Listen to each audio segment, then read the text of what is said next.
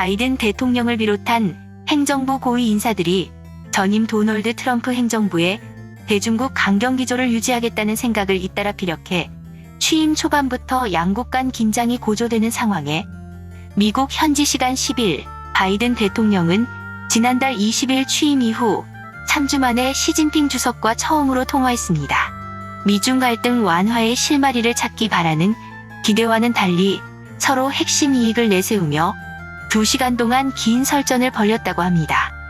AFP 통신은 이번 두 정상 간 통화에 대해 미국 대통령으로선 이례적으로 긴 상호대화라며 미국 대통령은 대면 회담도 1시간을 거의 넘기지 않는다고 말했습니다.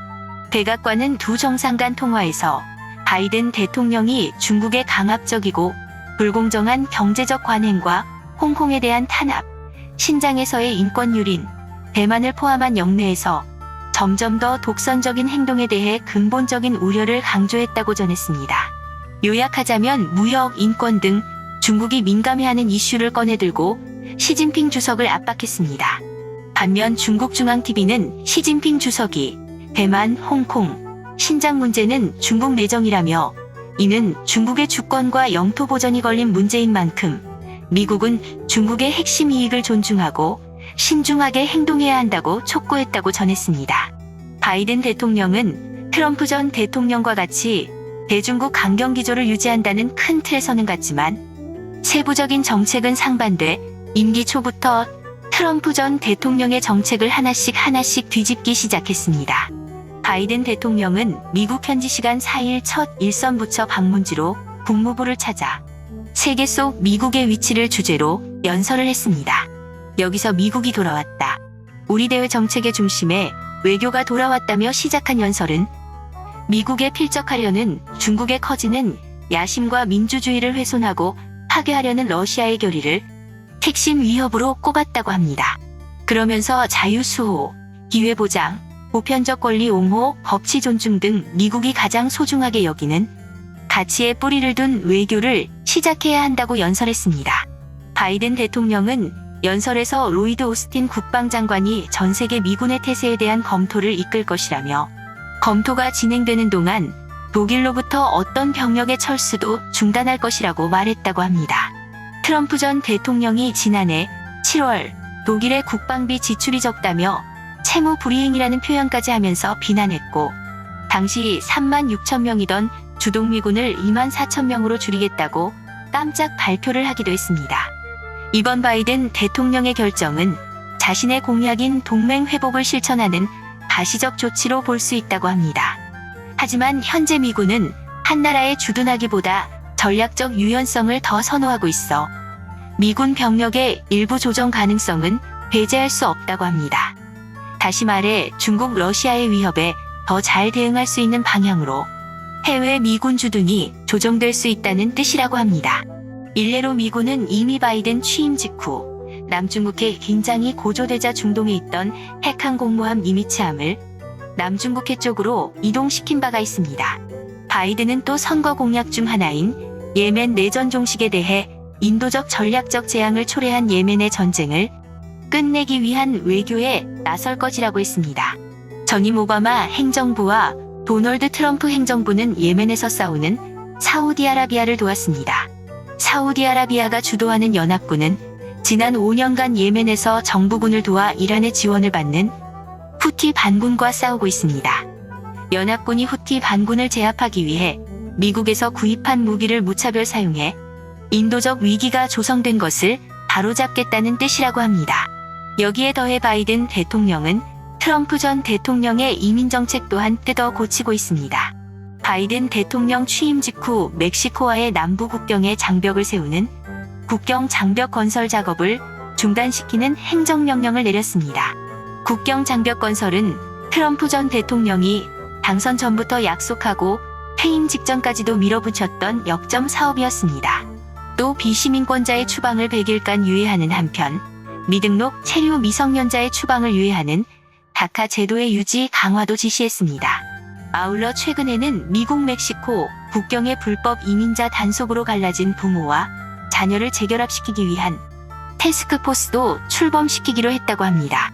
한미 방위비 협상 또한 바이든의 트럼프 정책 뒤집기에 빠지지 않았습니다. 1년 넘게 교착 상태에 빠져 있었던 한미 방위비 분담금 협상의 협상단이 화상 협의를 통해 조속한 타결에 서로 공감하면서 조만간 마침표를 찍을 수 있다는 기대감이 커지고 있습니다. 현지 시간 11일 CNN은 협상에서 한국이 부담할 금액이 재작년 대비 13% 인상된 액수에 접근했다고 보도했습니다. 이에 따라 우리는 주한미군 주둔 비용으로 1조 1739억 원을 작년부터 거슬러 해마다 부담하게 될 것으로 예상됩니다.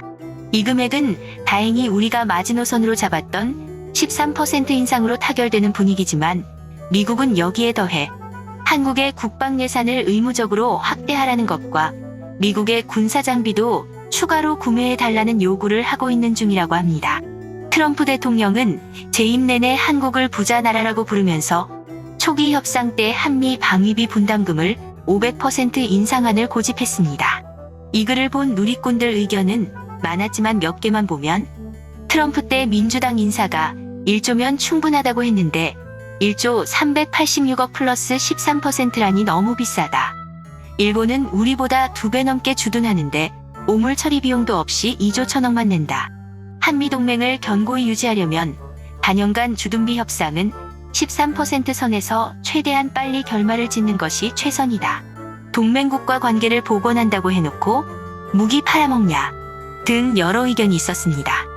여기에 더해 트럼프 전 대통령은 임기 시절 과격한 보호무역 정책을 펼쳤습니다. 중국의 관세 폭탄을 터뜨리며 무역 전쟁을 벌였고 동맹국인 유럽연합과 캐나다의 알루미늄과 철강에도 국가 안보를 위협한다며 높은 관세를 매겼습니다. 또 환태평양 경제, 동반자 협정 구상과 북미 자유무역협정도 폐기하기도 하고 세계무역기구 WTO 상소기구가 미국에 불리한 판정을 내린다면서 위원 선임을 반대해 기능을 중단시키기도 하며 동맹 없이 홀로 미국을 다시 위대하게를 외쳤습니다. 반면 바이든 대통령은 미국이 주도적으로 무역에 관한 규칙과 질서를 수립하겠다고 말했고 동맹 및 우방국과의 공조와 다자주의를 강조했습니다. 하지만 바이든 대통령은 트럼프 전 대통령이 무역 분야에 남긴 조치들을 당장 뒤집기보다는 일정 기간 방치하면서 활용할 것으로 보인다고 합니다. 관세가 대표적입니다.